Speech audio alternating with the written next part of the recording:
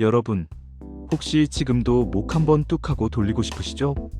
이 소리가 나야 시원한 것 같고, 안 하면 더 답답한 느낌. 사실 이거 몸이 보내는 경고일 수도 있습니다. 안녕하세요, 건강정보알림입니다. 오늘은 많은 분들이 진짜 많이 하시는 습관, 바로 목허리, 뚝뚝 소리 내면서 억지로 꺾는 스트레칭에 대해 얘기해 보려고 해요. 이게 뭐 어때서?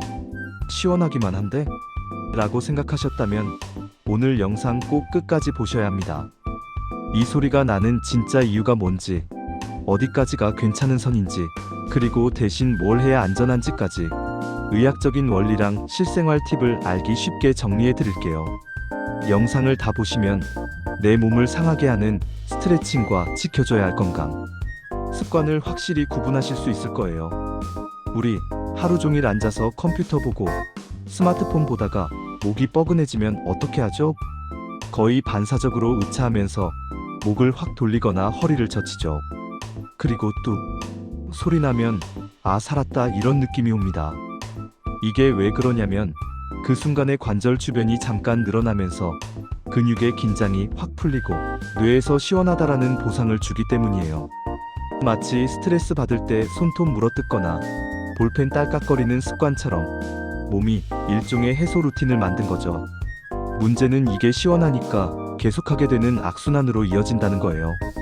뻐근 세게 꺾어서 뚝 잠깐 시원 근본 원인은 그대로 또 뻐근. 그리고 사람마다 점점 더 강한 자극을 찾게 돼서 어느 순간부터는 살짝이 아니라 꽉 비틀고 꺾게 됩니다. 2단계에서부터 인대나 디스크에 부담이 본격적으로 쌓이기 시작해요. 그러니까 시원하니까 괜찮다가 아니라 시원해서 더 위험해질 수 있다는 걸 먼저 머릿속에 넣고 시작해 볼게요. 많은 분들이 뼈가 맞춰지는 소리라고 생각하시는데 사실 대부분은 뼈가 아니라 관절 안에서 나는 소리입니다. 관절 안에는 관절액이라는 액체가 들어있고 거기에는 이산화탄소 같은 기체가 섞여 있어요. 우리가 관절을 빠르게 늘리면 압력이 확 떨어지면서 기포가 생기고 그 기포가 터질 때 뚝 소리가 나는 거예요. 이걸 의학적으로는 크레피터스라고 부르기도 합니다.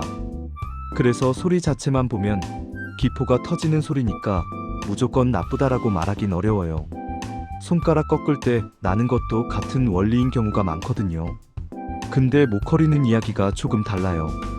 목에는 뇌로 가는 혈관, 신경, 그리고 중요한 인대 구조들이 지나가고 허리는 우리 몸 무게를 가장 많이 버티는 곳이잖아요. 이 민감한 부위를 내가 힘 조절도 잘 안 되는 상태에서 반복적으로 세게 비틀면 기포만 터지는 게 아니라 주변 조직까지 같이 스트레스를 받게 됩니다.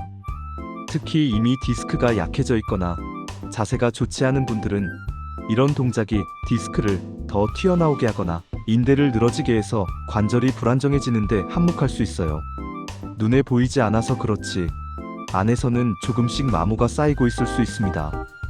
그럼 도대체 어디까지가 괜찮은 스트레칭이고 어디서부터는 그만해야 할 위험 신호일까요? 일단 내가 일부러 힘을 줘서 끝까지 꺾어야만 소리가 난다면 그건 경고입니다. 편안한 범위에서 움직이다가 자연스럽게 나는 소리 말고 더 하면서 밀어붙여야만 나는 소리는 피하셔야 해요. 또 하나, 소리와 함께 통증이 동반되면 그건 거의 무조건 안 좋은 신호입니다. 뚝하고 시원한 게 아니라 찌릿, 따끔, 전기가 오는 느낌, 팔이나 다리로 쭉 뻗치는 통증이 있다면 디스크나 신경이 자극받고 있을 가능성이 있어요. 소리낸 뒤에 몇 분 몇 시간이 지나도 계속 뻐근하거나 특정 방향으로 움직일 때 불편함이 심해진다면 그 부위 조직이 이미 지쳐 있다는 뜻입니다. 이때 계속 뚝으로 해결하려고 하면 소방서 안 부르고 계속 불 위에 기름 붓는 거랑 비슷해요. 또 한 가지, 안 하면 더 불편해요라는 느낌이 들기 시작했다면 그건 이미 습관화 의존화가 됐다는 뜻이에요. 이때는 단순 스트레칭이 아니라 생활 습관 전체를 점검해야 할 시점입니다. 그럼 이제 중요한 건 대신 뭘 해야 하냐죠? 소리 내지 말라면서요. 그럼 어떻게 풀어요? 라는 질문 당연히 하실 거예요.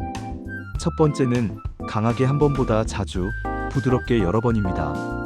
목은 갑자기 확 돌리지 말고 좌우로 천천히 통증 없는 범위에서만 5에서 10회씩 움직여주세요. 허리도 의자에 앉은 상태에서 상체를 살짝 앞으로 숙였다가 세우는 동작을 부드럽게 반복해주는 게 좋아요. 두 번째는 스트레칭만 하지 말고 근육을 키우는 겁니다.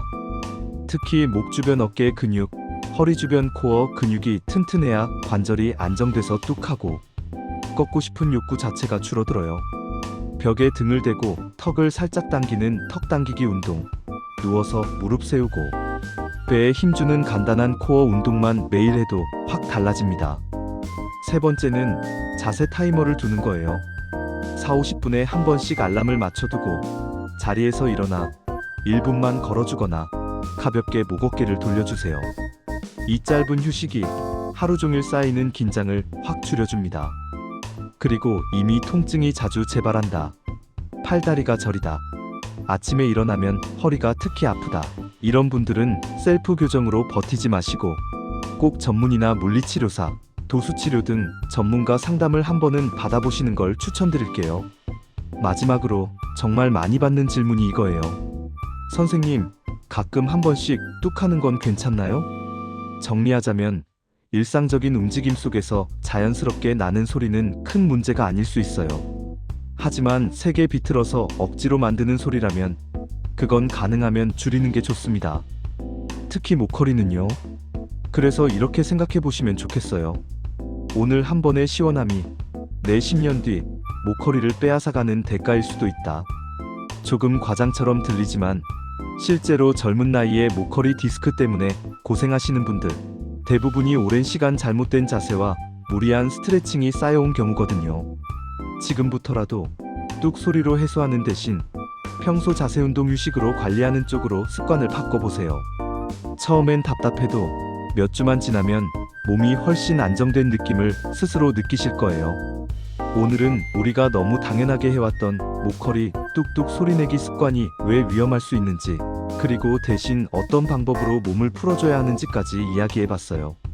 핵심은 딱 두 가지입니다.